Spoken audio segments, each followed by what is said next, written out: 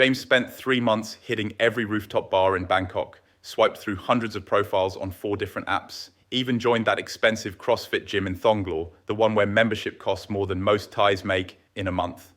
Total investment, about 80,000 baht. Quality women met, 0. Meanwhile, his buddy Mark met his girlfriend at a volunteer event that cost him nothing but time.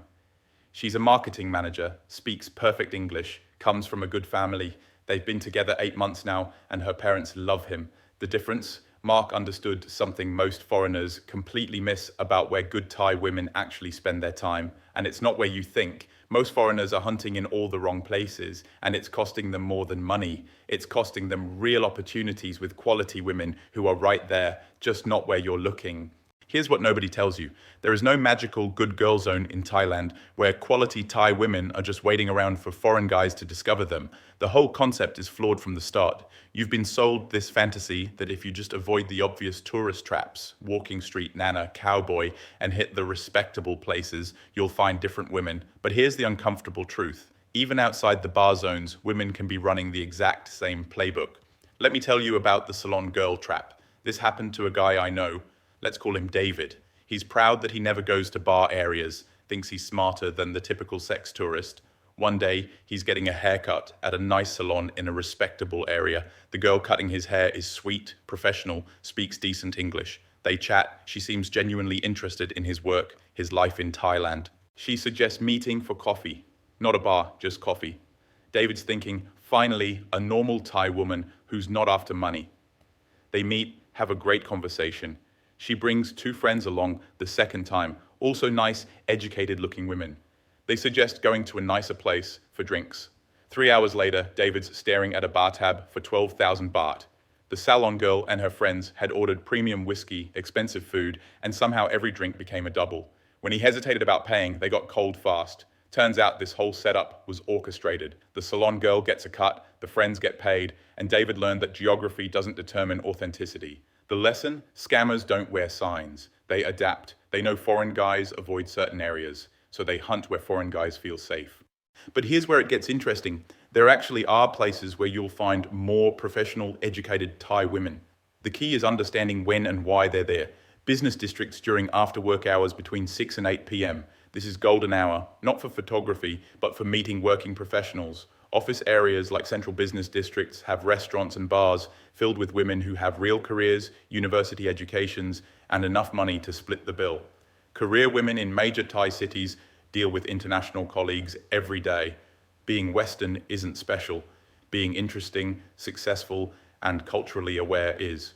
I've watched foreign guys strike out hard in these environments because they approach with the wrong energy. I saw one American guy at an upscale after-work spot bragging to a group of Thai accountants about how cheap beer is compared to back home.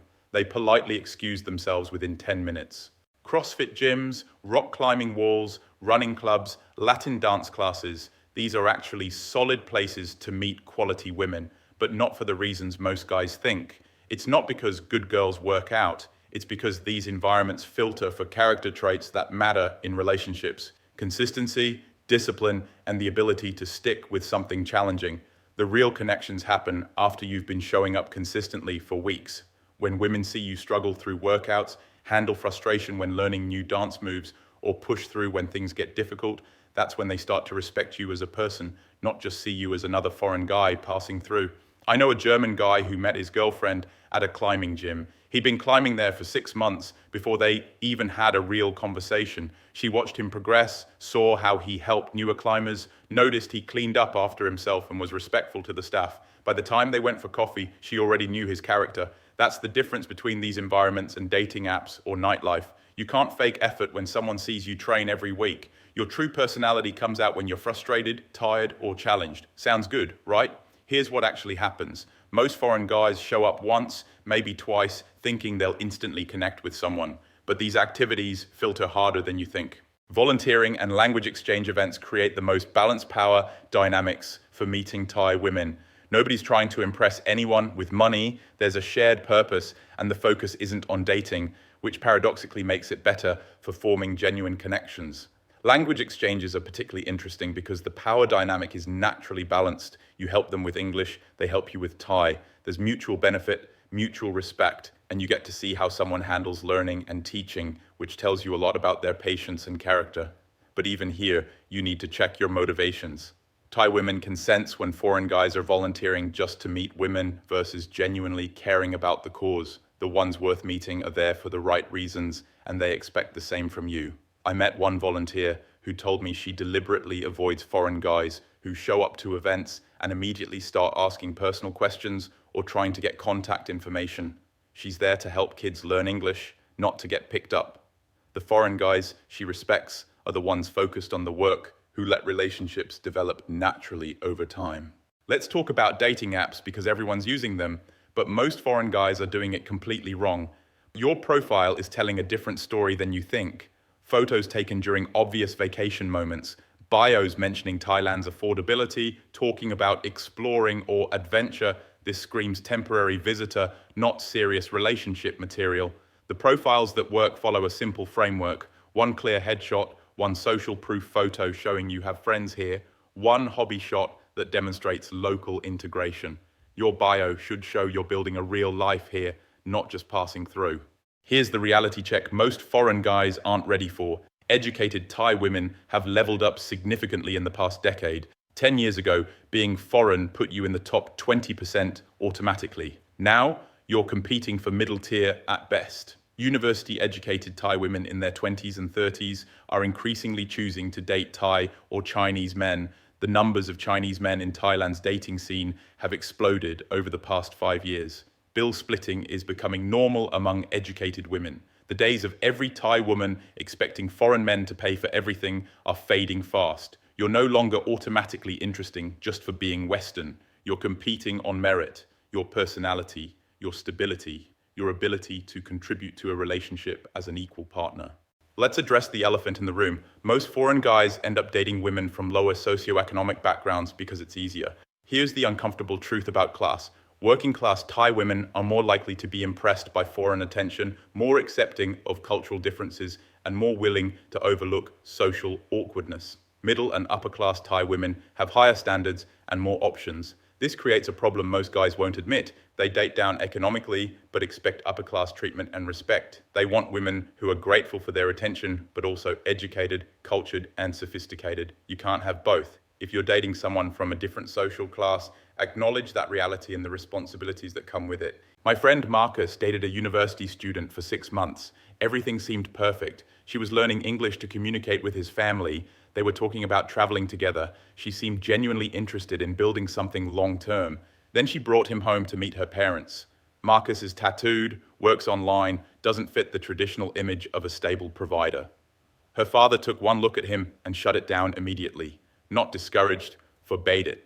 She tried seeing Marcus secretly for weeks, but family pressure was too much. She ended up asking Marcus to pay her back for gifts and dinners because her family considered it inappropriate to keep them after the relationship ended. In Thai families, parental approval isn't optional, it's mandatory. If you're not marriage material in their eyes, they can and will pressure her to end things immediately. So what actually works? After watching dozens of relationships form and fail here, the successful patterns are clear. Mutual friends and family introductions work better than anything else. When someone vouches for you, it adds accountability and reduces the risk of encountering scammers. Thai social networks are tight and reputation matters enormously. Work and university circles create natural compatibility, similar backgrounds, similar life stages, easier social integration. You already have common ground and shared context. The slow burn approach consistently beats love bombing.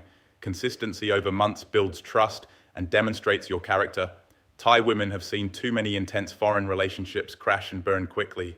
Here's my 3x3 method. Choose 3 communities or activities, commit to showing up 3 times per month, give it 3 months minimum. Running club plus language exchange plus volunteer work. Consistency in multiple environments gives you the best chance of meeting someone compatible. Most foreign guys give up too quickly or spread themselves too thin.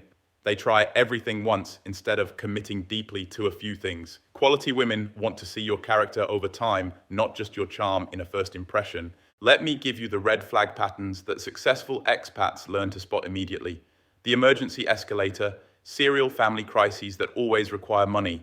First, her grandmother gets sick, then her brother needs school fees, then the family farm has problems. There's always something urgent that requires your financial help. Friend group bar tabs, any woman who brings friends to meetings and expects you to pay for everyone. This is either a scam or someone with no awareness of appropriate boundaries. Future sprinting, talking about apartments, marriage, or meeting family within the first few weeks.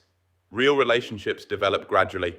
Artificial acceleration usually means someone has financial motivations. The key is stepping back and looking at patterns instead of individual incidents. One emergency might be legitimate. One expensive group outing might be cultural misunderstanding, but patterns reveal intentions. Thai women running scams don't look like scammers initially. They're often attractive, well-dressed, speak good English, and seem genuinely interested in you. The scam reveals itself through behavioral patterns over time, not obvious red flags in the first meeting. Here's the final truth that changes everything. Your job isn't to find quality Thai women, it's to become the man quality Thai women want to find. You're competing on merit now, and that means bringing real value to someone's life. This means learning some Thai, understanding the culture, building a real life here instead of just visiting. It means having interest beyond dating, contributing to communities, being someone worth introducing to family and friends. But if you're willing to do the work, build yourself up, and compete honestly, there are incredible women here, just not where you've been looking. So the real question isn't where the good Thai women are. It's, are you the man worth finding? Look, I appreciate every one of you who's part of this community.